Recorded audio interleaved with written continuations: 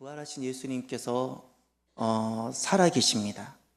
살아서 지금 우리 안에 계시는 줄 믿으시기를 바랍니다. 하나님께서는 어떻게 역사하시고 일하실까요?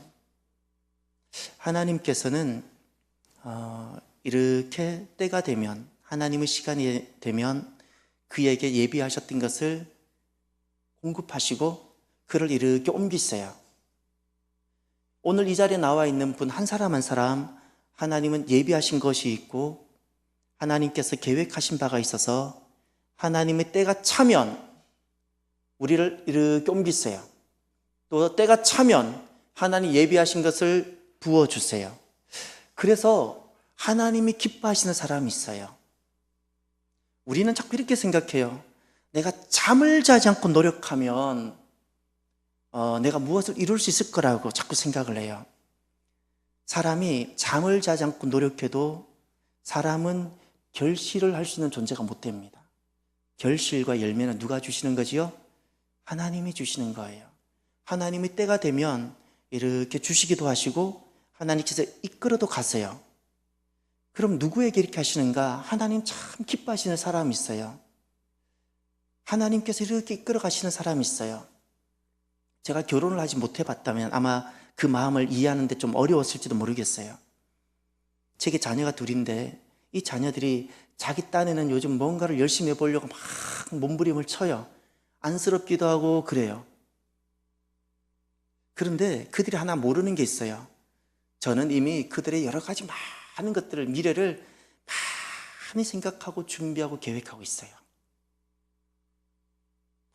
많은 것을 준비하고 많은 것을 저는 생각하고 많은 것을 저는 할 수 있는 대로 예비하고 있어요. 하나님은 우리 아버지세요. 이미 준비하고 계시고 예비하고 계세요.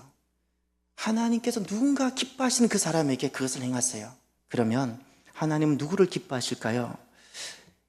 오늘 이 본문의 이 데살로니가 전서는요, 최초로 기록된 성경 말씀인데 실은 지금 4장인데 3장까지는요 어느 것도 부탁이나 명령이 하나도 나오지 않았어요.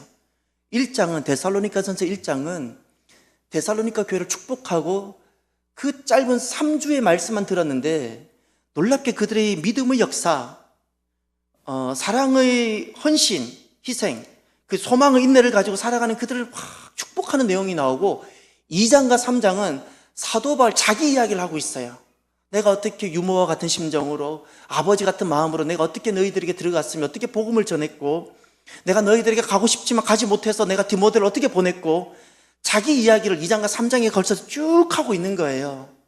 그래서 지금까지 1장, 2장, 3장이 흘러왔지만 실제로 데살로니가 교회를 향한 하나님의 마음과 뜻은 하나도 나타나지 않았어요. 이 데살로니가 전서는 5장까지로 끝나는데 1장, 2장, 3장을 향해서는 데살로니가 교회를 향해서 지금 어떤 뜻도 나타나지 않았어요. 이 4장에 와서야 비로소 하나님의 뜻이 나타나기 시작합니다. 이제 4장 1절을 보세요. 첫 번째 명령입니다. 이 땅에 지어진 교회를 향해서 하나님께서 첫 번째 주신 말씀이에요. 첫 번째 주신 말씀 1절을 보실까요? 그러므로 형제들아 우리가 끝으로 주 예수 안에서 너희에게 구하고 권면하노니 너희가 마땅히 어떻게 행하며 하나님을 기쁘시게 할 수 있는지를 우리가 배웠으니 곧 너희가 행하는 바라 더욱 많이 힘쓰라. 여기 구하고 권면한다 그랬죠. 주님께서 사도 바울을 통해서 요청하시고 권하시는 거예요. 이것이 첫 명령이에요. 이 오순절을 통해서 교회가 세워지고 나서 주님께서 기록된 말씀으로 지어진 교회에 첫 번째 부탁하셨던 말씀이 이 말씀입니다. 이게 첫 번째 말씀이에요. 기록된 말씀으로 주어진 첫 번째 말씀이 이건데 핵심은 그거예요. 어떻게 행하며 하나님을 기쁘시게 할 수 있는지를 너희가 마땅히 어떻게 행하며 하나님을 기쁘시게 할 수 있는지 이겁니다. 여기 어떻게, 마땅히 어떻게 행하며 어떻게 행하다라는 것은 그냥 내가 어떻게 산다는 것이 아니라 목적어가 있어요. 하나님과예요. 하나님과 어떻게 함께 행할 것이며예요. 두 번째, 하나님을 기쁘시게 할 수 있는 요거예요.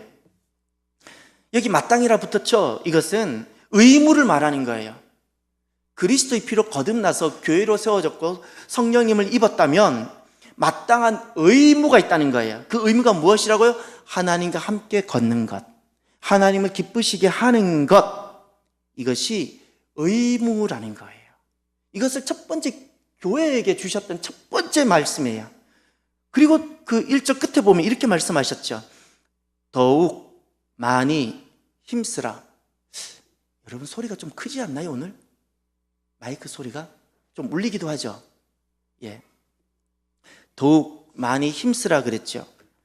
여기 더욱 많이 힘쓰라 할 때 이 힘쓰라라는 이 단어는요, 뛰어나야 한다는 말이에요. 탁월해야 된다는 말이에요. 하나님께서 교회를 지으시고는 첫 번째 의무가 무엇인지를 말씀하셨고, 어느 분야에 오늘날 그리스도인들이 탁월한 전문가가 되어져야 되는지를 말씀하셨어요. 우리가 전문가가 되어져야 되는 부분이 있어요. 그것이 무엇인가요? 하나님과 함께 걷는 것, 하나님을 기쁘시게 하는 것, 이 분야에 있어서는 탁월하라고, 전문가가 되라고 말씀하셨어요. 여러분은 오늘날 나는 무엇이 전문이라고 생각하고 살아가시나요? 오늘날 여러분이 하고 있는 모든 일들은, 여러분들은 그것은 비전공이고 선택이고, 여러분에게 있어서 메이저이고, 여러분은 어떤 분야의 최고의 전문가가 되어져야 되는 거 아니? 저와 여러분들은 공이, 정말 여러분이 그리스도인이라면, 하나님의 자녀라면, 그리스도 피로 거듭났다면, 저와 여러분들은 딱 한 가지는 전문가가 되어져야 돼요.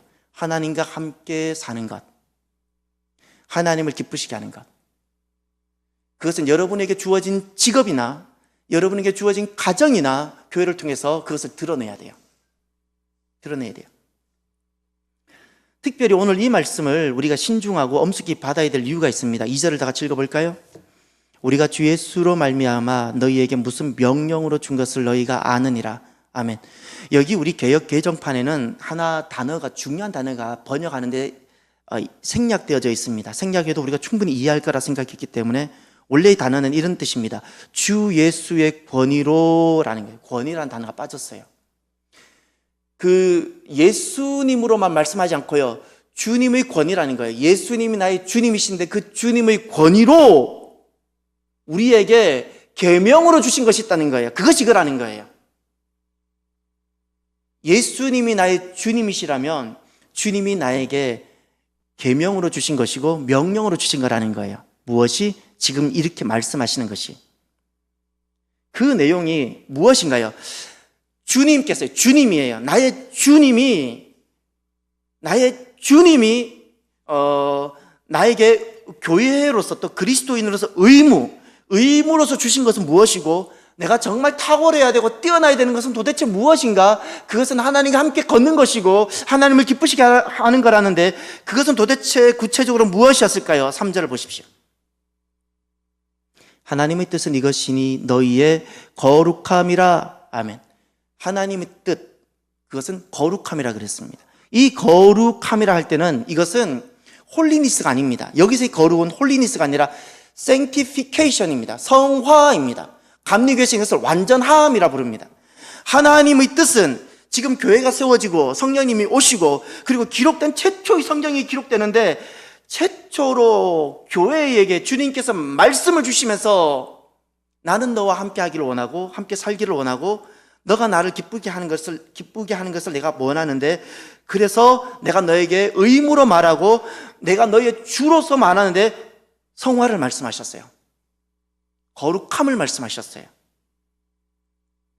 우리가 성화되어져 가는 것이 하나님의 뜻이고, 내가 성화가 되어짐으로 내가 하나님과 함께 걸어갈 수 있고, 내가 성화되어져가는 과정을 하나님께서 기뻐하십니다. 칭의, 내가 거듭나는 것은 전적인 하나님 은혜이죠. 사람의 어떤 것이 조금 더 개입되지 않습니다. 마치 이것은 내가 부모님께 태어나는 것과 똑같습니다.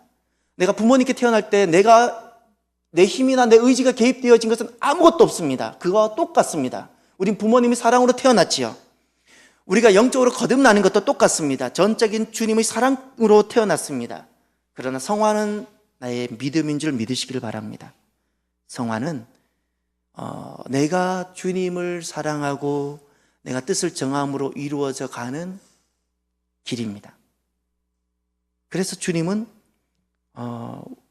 우리에게 이 성화를 바라시는 겁니다. 성화의 목적이 도대체 무엇일까요? 왜 우리에게 성화를, 거룩함을 그렇게 말씀하셨을까요? 그것은 내가 성화되어져 가고 그 성화를 통해서 내가 완전함에 이르게 되어짐으로 내가 누구와 비로소 사귐과 교제를 갖게 될까요? 하나님, 거룩하신 하나님. 성화가 되어지지 아니하면 하나님과 교제가 가능하지 않다는 거예요. 거룩하신 하나님. 왜 우리가 이런 성화의 과정이 필요한가요? 성화의 과정이 실은 필요한 것이 아니라 원래 인간은 이렇게 살도록 지어졌던 거예요. 내가 죄와 타락으로 잃어버렸을 뿐이에요. 그 과정으로 돌아가는 거예요. 원래 내가 살았어야 되는 삶이에요. 원래 삶을 회복하는 것이에요. 이것이 성화가. 그래서 우리가 이 성화의 과정을 걸어갈 때 하나님께서 기뻐하세요. 기뻐하세요. 이 성화를 위해서 주님께서 세 가지를 오늘 말씀하셨어요. 우리의 성화를 위해서 주님께서 이 땅에 세 가지를 두셨고 이 세 가지를 통해서 우리가 성화되기를 바랐어요. 첫 번째가 가정이고 두 번째가 교회고 세 번째가 직업입니다. 요 세 가지를 통해서 하나님은 내가 성화되기를 원하세요. 먼저 3절 하반절부터 한번 볼까요? 곧 음란을 버리고 각각 거룩함과 존귀함으로 자기 아내 대할 줄을 알고, 여기까지 먼저 보면 여기 성화를 위해서 주님께서 그 음란 버리라 그랬죠. 이 버리라는 말은요 정확하게 보면 끊다라는 뜻입니다. 이렇게 말씀하지 않으셨어요. 음란한데 가까이 가지 말라 말씀하지 않고요, 처음부터 이렇게 말씀하셨어요. 음란 끊어라 그랬어요. 우리는 돌아온 자들이죠. 돌아온 자들이에요. 주님께 돌아온 자들이죠. 끊고 돌아오는 거예요. 잊지 마세요. 주님께서는 더럽고 깨끗하지 못한데 가지 마라 하지 않았고요, 이미 우리를 아세요. 아셔서 어떻게 말씀하셨는 거 아니? 끊어라 그랬어요. 너는 돌아온 자 아니냐고. 돌아왔으면 끊어라 그랬어요. 끊으라고. 그리고 정말 중요한 말씀이 하나 4절에 나오는데, 여러분 이 말씀은 도대체 무슨 말씀일까요? 각각 거룩함과 존귀함으로 자기의 아내 대할 줄을 알고. 여기 우리는 아내라고 한번 의역을 했지만 헬라어 원어에 보면 이것은 그릇으로 되어져 있고요, 킹 제임스 버전이나 저는 NASB를 보는 걸 좋아하는데 그것이 NASB나 킹 제임스 버전이 그래도 가장 직역을 많이 했어요. 의역을 하지 않고. 거기 보면 이 아내를 직역을 해 두었는데 베셀이라고 되어져 있어요. 그릇이에요. 용기예요. 용기. 용기라고요. 딱 요거예요. 요거보다 좀 더 큰 용기예요. 그릇이에요. 왜 각각 거룩함과 존귀함으로 자기의 그릇을 대할 줄 알고 이렇게 했을까요? 이 주님께서 말씀하셨던 그릇, 베셀이라는 것은 주님께서 나를 정상적으로 만들고 나에게 정상적인 것을 담는 그릇으로 나에게 주신 사람을 뜻하는 거예요. 사람. 나를 더 온전하게 만들어가고 나를 정상적으로 만들어가기 위해서 나의 정신적인 것을 담고 내 믿음을 담기 위해서 나에게 주신 그릇이에요. 이게 그릇이라는 것은 하나님께서 나의 믿음과 나의 사랑과 나의 모든 것을 담도록 두신 그릇인데, 이것이 무엇일까요? 배우자예요. 가정이에요. 그래서 가정을 그릇에다 비유한 거예요. 배우자를 그릇에다 비유했어요. 그런데 잘 보세요. 제가 이것을 놓는 순간 어떻게 될까요? 깨어지겠죠. 왜 그릇에다 비유했을까요? 내가 놓으면 깨어지는 거예요. 성화의 첫 번째 1번지가 가정입니다. 잊지 마십시오.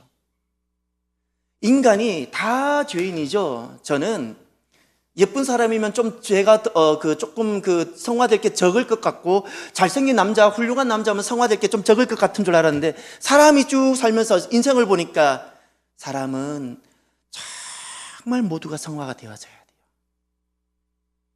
정말 성화가 되어져야 돼요. 그 성화를 하기 위해서 주님께서 두신 첫 번째가 무엇이라고요? 가정입니다. 가정. 그런데 여기 거룩함과 존귀함으로라고 그랬죠. 이 거룩함과 존귀함을 헬라어 원어로 보면, 거룩함은 남성을 수식하는 역격이고 존귀함은 여성 명사를 수식하는 역격이에요. 거룩함은 남자여야 되고요. 이 거룩함은 성화고요. 존귀함은 여성을 향하는 역격이에요. 그리고 이것은 아내를 대하는 거예요. 요약하면 이런 거예요. 왜 여기는 우리 개역 성경에는 아내라고 대반 말했는가? 4장 1절을 보세요. 형제들아 그랬죠. 기본적으로 남자들에게 먼저 말씀한 거예요. 그렇기 때문에 여기는 이미 의도적으로 형제들이 아내에 대해서 이렇게 대하라고 이미 전제하고 있는 거예요. 그래서 우리 개역 개정판은 아내라고 말하고 있는 거예요. 아내라고. 형제들이 내가 하나님 앞에서 거룩해져 가고 성화되어져 가고자 하는 이 믿음으로라는 게, 믿음으로 누구를 존귀하게 여기라고요? 아내를 존귀하게 여기라는 거예요. 아내. 이 존귀하게 여기라는 것은 다른 것이 아닙니다. 귀하게 여기다는 뜻입니다. 귀하게 여기다.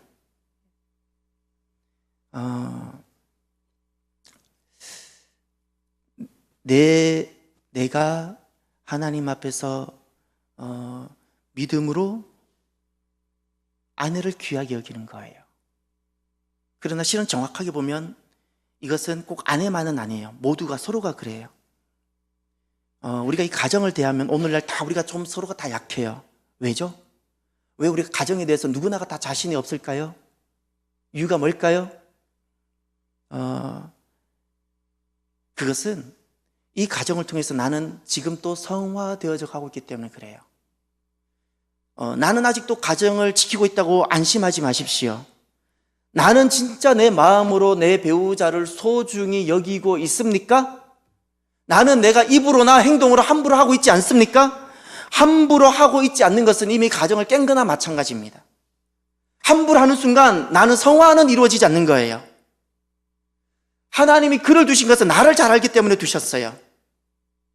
그를 통해서 무엇이 이루어질까요? 나의 성화가 이루어지는 거예요. 그를 소중히 여기고 존중할 때 내가 만들어져 가는 거예요. 이것이 하나님께서 가정에 두신 비밀입니다. 비밀이에요.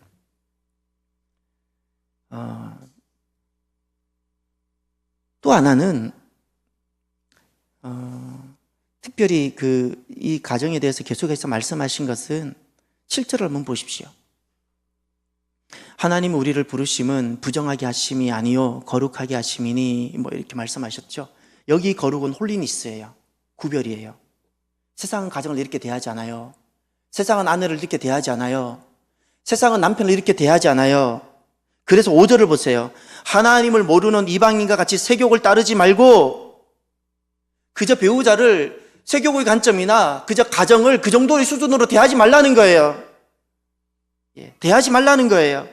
가정은 하나님께서 지으셨고, 죄가 많고, 내가 거듭은 났지만 죄가 많고 아직 모순이 많고 엉터리인 나를 하나님과 교제하는 사람으로, 하나님과 함께하는 사람으로 만들어가기 위해서 하나님이 두신 거예요. 이것이 거룩이에요. 가정은 그저 내 행복을 위해서 있는 곳이 아니에요. 더 큰 하나님 뜻이 있어요. 더 큰 하나님의 뜻이 있어요. 이렇게 가정을 보고 이렇게 가정을 구별해서 걸어가는 사람을 하나님이 기뻐하시는 줄 믿으시길 바랍니다. 그렇게 하나님을 기뻐하시는, 하나님을 그렇게 하나님이 기뻐하시는 그 사람은 하나님께서 때가 되면 그의 길을 여세요. 잊지 마세요. 여세요. 때가 되면 하나님이 예비하신 것을 허락하세요. 이렇게 걸어가는 것을 믿음이라 부르는 거예요. 믿음이라. 그래서 믿음으로 배우자를 대할 수 있기를 바랍니다. 저나 우리 모두가 가장 두렵고 떨림으로 가정에서 모든 것이 이루어져야 돼요. 하나님께서 가정과 교회와 일에 대해서 유일하게 보복이라는 단어 하나를 딱 쓰셨어요. 가정에 대해서 쓰셨어요. 6절을 보세요. 이 일의 분수를 넘어서 형제를 해하지 말라. 이는 우리가 너희에게 미리 말하고 증언한 것 같이 이 모든 일에 주께서 뭐라고요? 신원하신다 그랬죠. 이건 보복을 뜻하는 겁니다. 우리가 정말로 내가 남편을 대하는 태도와 아내를 대하는 태도가 얼마나 두렵고 떨려야 되는지 모릅니다. 우리는 너무나도 함부로 하죠. 너무나 쉽게 말을 하죠. 하나님 앞에서 두렵고 떨림으로 대해야 돼요. 두렵고 떨림으로.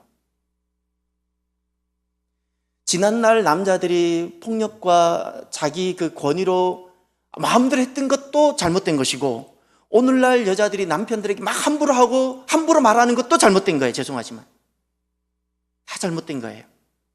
정말 두렵고 떨려야 돼요. 내가 배우자에게 함부로 하는 행동과 말들을 주님께서 갚으신다고 말씀하셨어요. 잊지 마세요. 내가 믿음으로 할 때 나의 배우자를 통해서 내가 성화가 되어지고, 내 배우자를 통해서 내가 성화가 되어지는 거예요. 아내를 통해서 남편이 성화되고, 남편을 통해서 아내가 성화가 되어지는 거예요. 이것이 믿음입니다. 남편과 아내를 판단하지 마시고요, 정죄하지 마시고요, 믿음으로 우리가 소중하게 여기는 저와 여러분이 되시기를 바랍니다. 그럼 두 번째, 하나님께서 그 성화의 그 과정을 하나님께서 기뻐하신다 그랬는데, 그것을 하나님께서 함께 한다고 여겨주신다고 했는데, 두 번째는 무엇일까요? 9절을 보십시오. 형제 사랑에 관하여는 너희에게 쓸 것이 없음은 너희들 자신이 하나님의 가르치심을 받아 서로 사랑함이라. 너희가 온 마케도냐 모든 형제에 대하여 과연 이것을 행하도다. 형제들아 권하노니 더욱 그렇게 행하고. 아멘. 9절과 10절 딱 두 절입니다. 여기 형제 사랑이라 그랬죠. 이것이 바로 신앙의 공동체를 뜻합니다. 교회입니다. 하나님께서 기뻐하시는 사람이 있어요. 믿음으로 성화의 과정을 걸어가는 사람입니다. 믿음으로 자기 자신의 약함을 인정하고 가정 안에서 또 교회 안에서 성화의 과정을 걸어가는 그 사람을 기뻐하십니다. 이 두 번째가 교회입니다. 교회는 하나님이 가장 사랑하시는 곳이고 주님의 몸입니다. 주님께서 거하시는 곳입니다. 그런데 이 교회를 통해서 주님께서는 우리가 어떻게 성화가 되어져 가기를 원하시고, 무엇이 이 교회를 통해서 내가 성화가 되어져 가는 과정인가, 내가 완전해져 가는 과정인가, 그것은 교회 사랑이고 형제 사랑이에요. 교회를 사랑하는 거예요. 저는 두 가지를 다 가졌으면 좋겠어요. 교회는 뭐 유형교회, 무형교회라 그래서 교회는 사람만 사랑하면 안 된다고 그래요. 첫 번째는 반드시 내가 지금 함께하고 있는 사람들을 아가페로 사랑할 수 있길 바랍니다. 원어에 보면 아가페로 되어져 있어요. 이게 서로 사랑이에요. 지금 내 곁에 있는 사람을 사랑하는데 조건 없이 사랑하는 거예요. 근데 또 한 가지가 더 있어요. 이 사람 사랑에 대해서는, 형제 사랑에 대해서는 10절에 마케도냐라 그랬죠. 지금 내 교회가 아니에요. 타 지역에 있는 사람을 말하는 거예요. 저 건너편에 있는 사람을 말하는 거예요. 성교예요. 나는 그를 알지 못해요. 그런데 무엇으로 내가 성화의 과정이 이루어지고 성화가 되어져 가고 성숙을 이루어져 가는가? 내가 그를 도와야 될 이유가 전혀 없어요. 내가 그를 섬겨야 될 이유가 전혀 없어요. 그럼에도 불구하고 내 소중한 것을, 시간을 내고 재정을 내고 땀을 흘려서 그를 섬기는 거예요. 이것을 통해서 무엇이 이루어진다고요? 나의 성화. 그런데 교회라 했을 때 사람만이 아니에요. 잊지 마세요. 우리는 몸을 가지고 있기 때문에 보이는 교회도 있어요. 내가 믿음으로 보이는 교회를 사랑하고 섬길 때 주님을 사랑하는 것으로 주님께서는 여겨주시는 줄 믿으시길 바랍니다. 그래서 하나님께서는 언제 주님과 동행하고 주님을 기쁘시게 하는 것으로 여겨주실까요? 그 두 번째가 교회를 사랑하는 것입니다. 교회를 여러분 섬기잖아요. 내가 어떤 일을 할 수 있기 때문에 섬기지 마십시오. 주님께서 어차피 받지 않습니다. 모든 것이 믿음해야 됩니다. 모든 것이 믿음해야 됩니다. 그런데 내가 믿음으로 없는 시간 또 내고 믿음으로 하나님을 먼저 생각하고 믿음으로 교회를 섬길 때 그것을 통해서 무엇을 만들어가요? 나를 만들어 가시는 줄 믿으십시오. 내가 만들어져 가는 거예요. 이것을 성화라 불러요. 그러니 교회를 이렇게 믿음으로 섬길 때 그것이 나에게 복이 됩니다. 그리고 마지막 세 번째, 하나님께서는 무엇을 기뻐하실까요? 11절과 12절을 보겠습니다. 또 너희에게 명한 것 같이 조용히 자기 일을 하고 너희 손으로 일하기를 힘쓰라. 이는 외인에 대하여 단정히 행하고 또한 아무 궁핍함이 없게 하려 함이라. 아멘. 세 번째, 하나님께서 나를 만들어 가시고 나를 성화시켜가는, 나를 완전함 이르게 하는 것을 위해서 두신 것이 하나 있습니다. 무엇인가요? 그것이 사역이고 일이고 직업입니다. 일입니다. 직업입니다. 하나님께서 우리 안에 열정을 주셨지요. 그 열정을 우리는 이 지금 11절에 그 열정이라는 단어가 번역이 안 되어져 있는데 헬라어 원어에 보면 우리 안에는 열정이라는 단어가 들어가 있습니다. 우리 안에 꿈이 있고 야망이 있죠. 열정이 있죠. 이것을 주님께서는 어떻게 행하기를 원하시는 거니? 세 가지 원리를 두셨습니다. 첫 번째, 조용한 삶으로 행하라 그랬어요. 조용한 삶이에요. 우리가 아침에 말씀을 펼쳐서 혼자 하나님 앞에서 말씀을 보는 것을 큐티라 그러죠. quiet time이라 불러요. 그 quiet라는 게 조용한이라는 거예요. 여기서 똑같은 단어가 쓰였어요. 이것은 그저 좀 조용하게 있으라는 뜻이 아닙니다. 이것은 내가 하나님 앞에서 서서 있는 존재가 되라는 거예요. 내 안에 있는 어떤 열정과 비전과 꿈을 펼쳐나가는데 그것이 내가 좋아서 하는 어떤 일이 아니라 내가 하나님 앞에서 두렵고 떨림으로 하나님 앞에 서 있는 자로 하라는 거예요. 그것이 조용함이에요. 하나님 앞에서 하라는 거예요. 그걸 경건이라 불러요. 이 조용함이라는 실제적인 의미는 침묵이 아니고요, 경건을 뜻합니다. 경건을 뜻합니다. 내가 오늘날 세상 속에서 갖고 있는 이 모든 일은 하나님 앞에서 경건이 되어져야 됩니다. 하나님 앞에서 행하는 것이 되어져야 돼요. 내가 어떤 일을 할 수 있기 때문에, 아니면 내가 돈을 벌기 때문에, 이런 것이 아니라 하나님께서 이것을 통해서 나를 만들어 가시는 거예요. 허물 많은 나를 완전하게 만들어가는 과정으로 두신 거예요.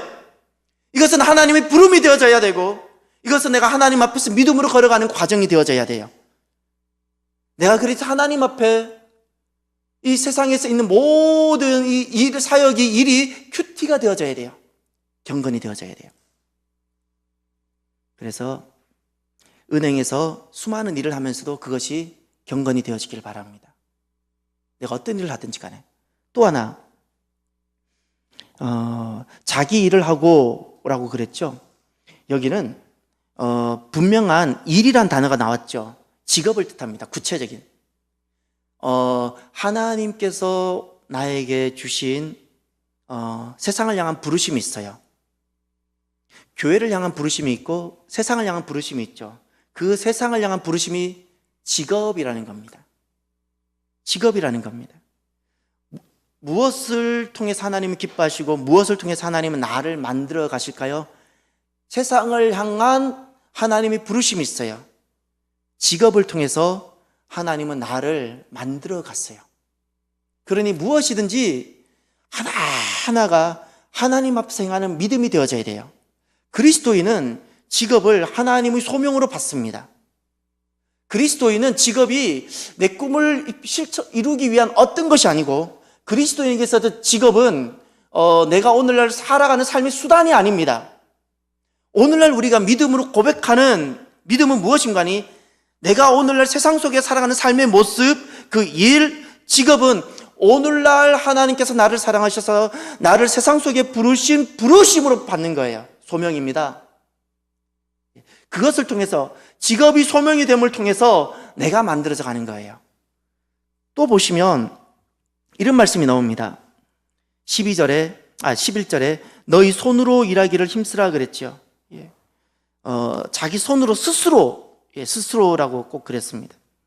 아무튼 중요한 것은 하나님께서는 세상을 향한 부르심인 이 일과 직업을 통해서 나를 만들어 갔어요. 그 이유가 하나 나옵니다. 12절 보세요. 이는 그랬죠.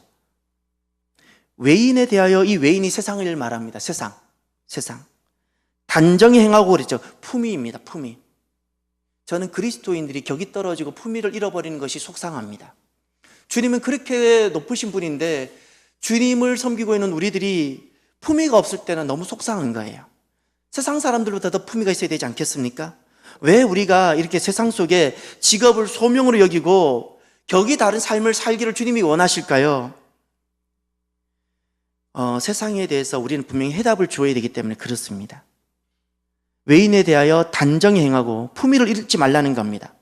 또 하나, 아무 궁핍함이 없게 하려 함이라. 그러니 이 말은 세상에 신세지지 말라는 거예요. 세상을 도와줄지언정 세상에 신세지지 않는 그런 자가 되라는 거예요. 그런 자가. 하나님께서는 오늘 최초로 쓰여진 신약 성경을 통해서 교회에 주신 첫 번째 의무이자 주님의 권위로 우리에게 주신 말씀이 하나님과 함께 걷고 하나님을 기쁘시게 하라는 겁니다. 그 핵심은 성화입니다. 성화입니다. 주님은 세 가지를 통해서 우리가 성화되기를 원하셔서 세 가지를 두셨습니다. 하나가 가정이고, 하나가 교회고, 하나가 일입니다. 저와 여러분들이 하나님을 기쁘시게 하며 걸어갔으면 참 좋겠습니다.